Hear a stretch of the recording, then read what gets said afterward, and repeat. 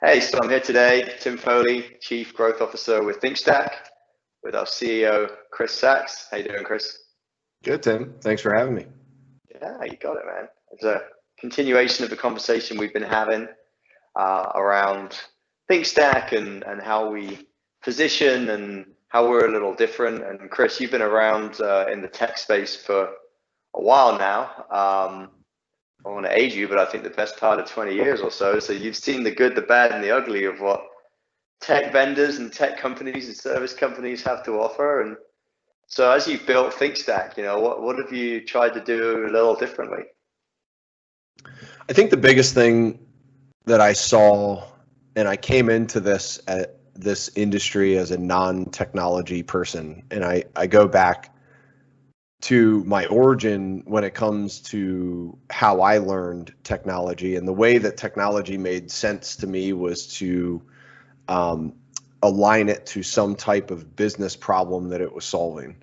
And I didn't get as wrapped up in the features and functions of a particular device or a piece of software or technology, partially because I didn't understand it all the time, Right. and partially because I knew, my upbringing as a salesperson. I knew that I would have to ultimately sell this technology to someone that needed to understand the value that it was going to bring to their organization or the impact that it was going to make to their organization. And so, I think you can see my people tech shirt, Yeah. but ultimately the mantra that we built ThinkStack with was that, and the idea behind that is we are using technology to solve a human problem, and we need to understand what that human problem is that we're solving, how this technology solves it, and then we need to articulate it in that way, and we need to value it in that way. And if we can align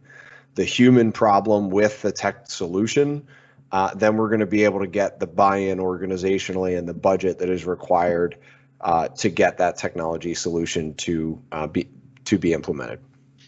Yeah, because I mean, ultimately, we see organizations quite often, who are allowing IT govern them rather than the other way around, and so what are some of the tactics or tools that you've developed, we've developed, that you see are most impactful for leadership teams, boards, non-technical people, to help them communicate that vision and push that out across organizations? It all goes back to pictures, right? Yeah. Most of us are visual, and we started really in the origin of ThinkStack. We started with this concept of journey mapping. Now, when we started with it, we didn't know that journey mapping was terminology. I'm not even sure journey mapping was a thing back then. Maybe it was. We've since aligned our process to look more like a design thinking journey map that most of us would be familiar with. But where we take it to a different step is we look at that human experience, whatever that experience is. The first one we ever did was about an ATM. And what we found was the folks that we had to communicate to as it related to designing a tech solution were non-technical people. They were often the finance people, they were folks on the board, they were supervisory committee members, they were sometimes auditors or examiners. All of those stakeholders needed to understand what the IT department was recommending, why they were recommending it, and we needed to align those recommendations to the business goals. So to that end, we were able to start doing that through these journey maps by starting first with a conversation with the leadership team to say, what is your risk tolerance? What do you want your technology to deliver? What is this experience? And we can take words like resiliency and uptime, security, and some of these other things and dive more deeply into those. And then we can look at those processes. And, for example, in the ATM one, we were able to identify a number of single points of failure throughout the process. But this organization had stated, because of their particular membership base, ATMs were one of the most used and visited points of transaction for them.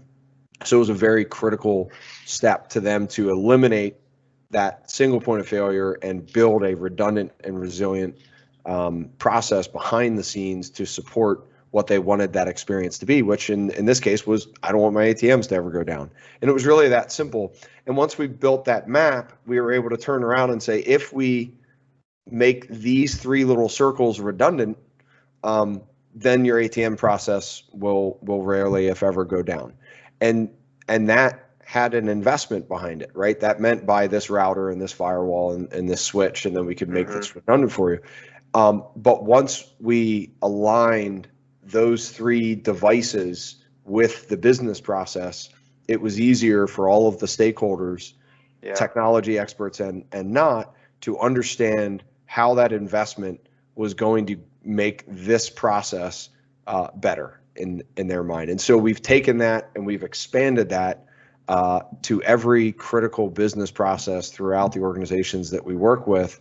And we have found that people are starting to understand the role that the technology they're buying plays and how they can achieve their goals by speaking in terms of these journey maps. And then we can take those journey maps and build the infrastructure that they want.